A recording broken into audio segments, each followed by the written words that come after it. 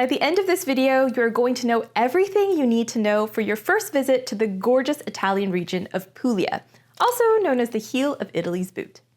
Now, in case you're new here, hi, I'm Christina from happytowander.com, and this channel is all about practical travel tips from someone who's been there, done that. So be sure to like and subscribe if that sounds like your kind of thing. Now, let's get started with some Puglia travel planning tips. First, do know that Apulia is actually the English name of Puglia, and you will encounter it in some guidebooks, some marketing materials, but generally speaking, people mainly refer to the region as Puglia. It is helpful to remember that it is the same place though, so that you're not like, where's Apulia? I have no idea where that is. It's the same place, just a different name, so keep that in mind. In terms of arriving in Puglia, you have two main airports, Bari and Brindisi. Both are actually really well serviced by budget airlines like Ryanair and Wizz Air, so if you're flying in from another European airport, there actually tends to be quite a few affordable options. Bari is farther up north, so it does make sense as a base for some popular destinations like Polignano a Mare, whereas Brindisi is farther down in the south, so it's closer to places like Lecce and Ostuni. Though in my opinion, Brindisi as a city doesn't have that much to do. It's worth noting as well that both of these cities do have ports that service ferries, so it's possible to come by ferry as well through countries like Albania, Montenegro, Greece, and Turkey. If you're looking for more of a slow travel experience though, getting to Puglia through a direct train is actually possible from many major Italian cities, like Milan, Bologna, Rome, and Venice. On my trip, I took the Frecciarossa high-speed train from Bologna, which took about 6 hours, but it was really comfortable and actually quite scenic because it pretty much just hugs the coast the entire way. For more information about trains and tickets, you can refer to my full train travel in Italy guide. Accommodation-wise, you'll find that in Puglia, it's very common to have smaller accommodations that are family-run, like guest houses and B&Bs, rather than really large big box hotels. The main exception to this is at seaside resorts where you'll find larger properties. For those interested in a unique experience that you won't get anywhere else in terms of accommodation, there are actually two accommodation types that are fairly unique to the Puglia region. First off, there are these stone houses known as trulla houses or trulli houses in the plural, and they're best known for their unique conical roofs.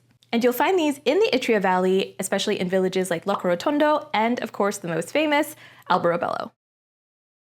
You will also see them in the countryside as well, which I wasn't expecting, and I thought that was quite fun kind of spotting them from the train.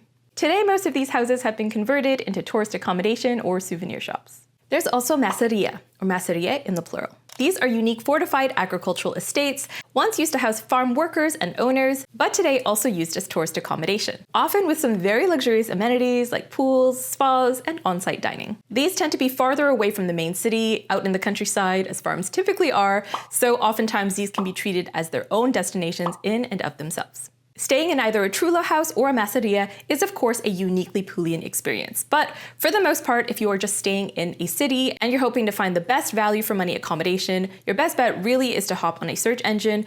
My go-to is booking.com and just searching through the different options on there. As I always say, booking directly will typically get you the best deal, but it is worth noting that in Puglia, there's a lot of smaller properties that might not necessarily have their own website. So I found that booking.com was a really great tool for researching different options and finding a lot of unique hidden gems, like this really awesome B&B I stayed in Polignano a Mare, where for the breakfast buffet, every morning the owner's mom would bake up the most insane spread of delicious treats. So I can definitely recommend using booking.com to kind of narrow down the search, and I have a full video all about the process that I use for that, so if you want more tips on that, be sure to check it out. Do also make sure you're reading reviews and vetting photos very carefully. Something that I noticed is, as I mentioned before, a lot of the places in Puglia are smaller and family run. At the end of the day, you want to support your host, so people will leave really nice reviews, but oftentimes this speaks to the hospitality and generosity of the hosts rather than the actual quality of the accommodation themselves. So make sure you are looking at photos and double checking, and also be on the lookout for specific amenities if they're important to you, things like elevators or air conditioning, because these aren't always a given in these smaller accommodations. So make sure you are double checking that, because I don't know about you, but AC in the summer to me is fairly important. And another thing to be mindful of, if you're planning on moving locations every few days, then do keep in mind that these smaller family-run places tend to not have a permanent front desk like a lot of larger hotels do. So do be mindful of the fact that there's often not going to be a place for you to leave your bags before check-in or after check-out, so be sure to plan accordingly. Some larger train stations will have lockers, but that's not always guaranteed. Now, in regards to timing, a lot of people do consider Puglia to be a summer destination. So hands down, July and August are going to be the busiest times to be visiting. So if you're hoping to avoid the bulk of the crowds, although it is getting increasingly tough to do that, I would recommend shoulder seasons like the fall and spring. I personally went in May and thought that the temperatures were really comfortable. You know, there was the odd rainstorm, but apart from that, the crowds and the weather were both pretty good. So I can definitely recommend that as a sweet spot when the weather is still good, but the crowds aren't yet at their worst. But I will say it's important to keep in mind that in Puglia, there is a pretty big difference between summer, peak season, and off-season, not just in terms of weather, but also in terms of the transport schedules and the different tourism services that are available. So when I went in May, there was a lot of difficulty with public transport personally, because a lot of the time, a lot of the major tourist routes don't have as frequent connections as they would in peak season. So while visiting during the off-season might be a great way to avoid crowds, you are also going to be dealing with far fewer services in terms of transport and also different tourism services as well. Now, how do you decide where to go? Puglia is packed with beautiful places, so assembling an itinerary can actually be very overwhelming and challenging. To help you get acquainted with the possibilities though, Puglia is comprised of 6 different provinces: Bari, Barletta-Andria-Trani, Brindisi, Foggia, Lecce, and Taranto. All have their unique draws. The north and the Gargano, for instance, also known as the spur of Italy's boot, is known for its striking landscapes, ranging from limestone cliffs and the sparkling sea, to pretty towns like Vieste and the lush Umbra forest. The Itria Valley is known for its small charming towns, sprawling countryside, and of course its iconic Trulli houses. And Salento, the southeastern portion of Puglia, is known for not one, but 2 glittering coastlines. One overlooking the Ionian Sea in the west, and one overlooking the Adriatic in the east. They're also pretty well known for their Baroque architecture. Realistically though, unless you have a ton of time, like 2 weeks or more, you're probably not going to be able to cover all these provinces in depth. Puglia might look really compact on a map, but it is actually fairly long north to south. So to get from the northernmost city, which is Foggia, down to the southernmost town of Santa Maria de Lucca, still takes about 4 hours. One thing I will emphasize though is that less is more. Many people try to cram way too much into their itinerary and they end up being stressed and burnt out trying to dart from site to site, when really that's not what a Puglia trip should be about. Here's the truth, many destinations in Puglia actually offer very similar perks, like Polignano a Mare and Monopoli for instance, or the pretty towns in the Itria Valley. So you really can get a good overview of the charm of Puglia without adding a million stops to your itinerary. So rather than jump from town to town switching bases every night, what I would recommend is picking 2 or 3 different bases and staying in each one for minimum 3 nights, and then venturing out for day trips if you feel like you've had enough of your base. If there's one thing I regret from my trip in Puglia, is that we moved around way too much and it was quite stressful when really you want to just be relaxing and eating pasta. So definitely keep that in mind. Do take a slower pace and I promise your trip will be better for it. To narrow down your itinerary, I would recommend reflecting on what your priority for the trip is, whether that's cute towns, beaches, good food, or amazing nature, or probably all of the above. Generally speaking, I think the all-round best trip around Puglia will include all of the following: a larger, more dynamic city like Bari, Lecce, or Ostuni, a gorgeous seaside destination where you can gorge on fresh seafood and enjoy the beach, like Otranto, Gallipoli, Monopoli, or Polignano a Mare, which is admittedly very touristy but beautiful, and a quaint and picturesque village like Locorotondo, or everybody's Instagram favorite, Alberobello. It is busy, but I promise it is worth seeing. Ultimately, I think assembling the perfect itinerary is going to depend on your mode of transport. With a car, you can see way more destinations and of course go to more remote places in a shorter amount of time. If, however, you're restricted to public transport, then it really does make sense to just stick to the main areas that are well serviced by public transport, and that way there will be way less stress in terms of getting from place to place.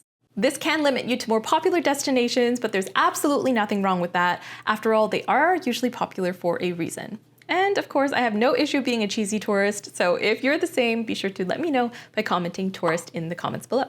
Now, as a final note, I will say a very common addition to most Puglia itineraries is the amazing city of Matera. Officially, Matera is part of the Basilicata region and not Puglia, but because it's so close, a lot of people tend to include it in their itineraries anyway, and if you have the time, I can highly recommend it. This is truly one of the most epic and magical cities I've been to in Italy. I think it's the oldest continually inhabited settlement in Europe, and it's filled with all these cave dwellings that have been converted into restaurants, museums, and more tourist attractions, so definitely worth seeing. All right, now let's move on to Puglia transport tips and tips for getting around. First, to clarify a major point of concern for first-time visitors, no, you don't necessarily need a car for your trip to Puglia, but it'll help. There are tons of ways to get around Puglia by public transport. I know because that's how I did my trip, but I do have to say you will have to make many compromises if that's the route that you plan to take. For instance, you'll need to factor more time to get from place to place, and inevitably you're going to have to stick to the more popular destinations. But for a first-time visit, there is plenty you can do with just public transport. For those who do plan on renting a car, I usually use Discover Cars because it lets me compare prices across different companies at once. But for public transport, here are some of the quirks that you should definitely keep in mind because it is not super simple to be navigating Puglia using public transport only. So to get you acquainted, the public transport system in Puglia consists of national train services run by Trenitalia, as well as regional services run by 4 companies. The Ferrovia del Sud-Est, which is now owned by Trenitalia, the Ferrovia del Gargano, the Ferrovia del Nord Barese and Ferrotramviaria, and the Ferrovia Apullo-Lucane. Because these local companies run largely independently of Trenitalia, when you go on the Trenitalia website, it's not going to show you the trains that are run by these local companies, which can be very confusing for first-time visitors to Italy because they assume all the trains are run by Trenitalia. So they hop on the Trenitalia website, and when they search these routes, they don't see any options and assume they don't exist. But that is not the case. Puglia is actually very well connected by public transport, especially because most of these train companies also run local buses as well. In principle, looking at all these different routes, you might think that you can get to pretty much anywhere you need to get to. But unfortunately, the reality is a little bit more complicated, and there's a lot of different quirks with the system that you need to keep in mind. First, while buses and trains do exist along these routes, oftentimes they're not that frequent, especially when it's not peak season, running maybe only 2 or 3 times a day. So don't just assume it's super simple to hop from place to place. Second, the information is scattered across these different transport providers' websites, so it can be quite tough to find all the information in one place. There is a website that combines these different services called cotrap.it, but to be honest with you, it's not 100% comprehensive, and honestly, this website and many others are quite clunky to use, so just keep that in mind. Third, timetables can really vary a lot depending on whether it's a weekday or weekend, or if it's during the peak season or not. I personally learned the hard way that Sundays can be very challenging for public transport because way fewer trains run. So before you go, don't assume that all the trains run on the same schedule every day because that is definitely not the case. Fourth, you cannot trust Google Maps 100%. Again, I learned this the hard way when Google Maps directed me and about a dozen others to a bus stop that was not functional, and by the time we realized the one bus that would leave that day to get to where we needed to go had already left from an entirely different bus stop that they only go to on Sundays. It also led me to a train that seemingly did not exist in Alberobello, and I couldn't even verify because none of the screens at the train station were working. So again, a lot of challenges, but I promise it's worth it. Although you may end up stress eating bread like me. Finally, something to keep in mind is in many cases, you cannot actually buy bus tickets on board the bus. And again, I learned this the hard way. Sometimes you do have to buy the tickets in advance through a ticket machine. And if you don't have a ticket already, these buses will not wait for you to go get one, again, as I learned the hard way. So in summary, public transport in Puglia does have its challenges, and along busier routes like to Alberobello, for instance, it can get super busy. So do keep all that in mind and just save yourself the stress. If you're not driving, then do cut down on the number of destinations so that you can properly enjoy and relax. And before you commit to a destination by public transport, do verify the location of the train station, because in some cases the train station is actually not that close to the old city center, which is where all the touristy bits are. Ostuni is a really great example of this, so I definitely recommend getting a bus from the train station to the city. And when in doubt, do just ask for help. A lot of the time, train station staff, when they're available, can be super helpful, and they have access to more information than you personally do in regards to delays and things like that. So if you even have an ounce of doubt, do go try to ask someone, because most of the time they'll be able to help you out better. For optimal convenience, you can also look into private shuttles, though of course this is going to cost a lot more. For those traveling in bigger groups though, it's worth doing the math, because when you have several people splitting the cost, it can actually work out to be cheaper. Or long distance bus services through companies like Flixbus might offer an in-between solution. Now, very important, let's move on to some Puglia food and drink tips. In my opinion, Puglian cuisine is criminally underrated compared to some of the other more popular cuisines in Italy that have made it into the mainstream in international food scenes around the world. So definitely take full advantage of all the different local specialties that you can try here. Some of the most common staples that you'll find throughout the region include orecchiette, which is a satisfying ear-shaped pasta served in all kinds of ways, including weirdly tasty ones like broccoli rabe, also known as turnip tops, or the equally popular cavatelli, which is amazing with seafood, and just fresh seafood in general if you're by the coast. From octopus sandwiches to swordfish carpaccio, I had some of the most amazing seafood dishes here, so I can highly recommend giving them a try. There's also torralli, which are cracker-like snacks in a ringish form, and they take their bread super seriously here in general. Focaccia is a pretty big deal across the board, but you'll find most towns and regions will actually have their own twist on bready goodness, so be sure to take advantage. Like the puccia bread from southern Puglia, for instance, which is incredible in sandwiches. Plus plenty of great cheese. Fun fact, burrata does come from this region, so be sure to try as much as possible because it's impossibly fresh and delicious. Stracciatella is another one that you'll see everywhere, and that's just the creamy inside bit of the burrata. Caciocavallo cheese is also really popular. It's quite mild, but it comes in a really fun shape, so be sure to give it a try as well.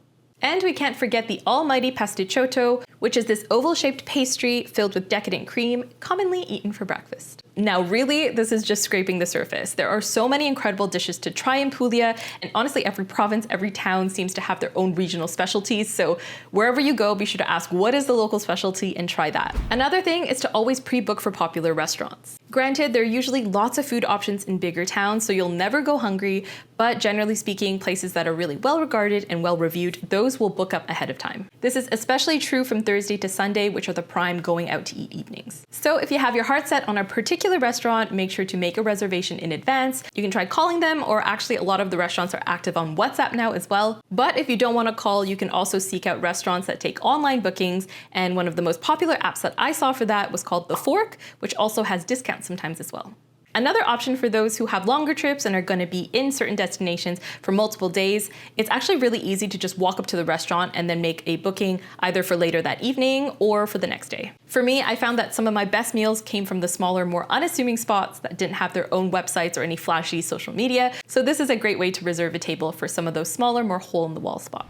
Do be mindful though of the hours that you plan for your meal, because most restaurants do actually close between lunch and dinner. So if you're hoping for a sit-down meal, do be sure to plan accordingly. Typically, places are open for lunch between 12 to 3 and won't open for dinner any earlier than 7, with 8 definitely being a more common sitting time.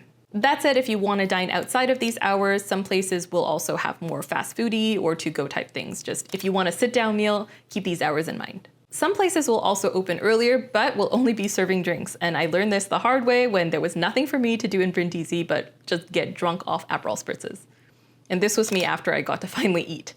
Another point to note is that many restaurants do close on Mondays and Tuesdays, so be sure to plan accordingly. Now finally, let's move on to some Puglia tips for once you arrive. First, be sure to have some cash on you.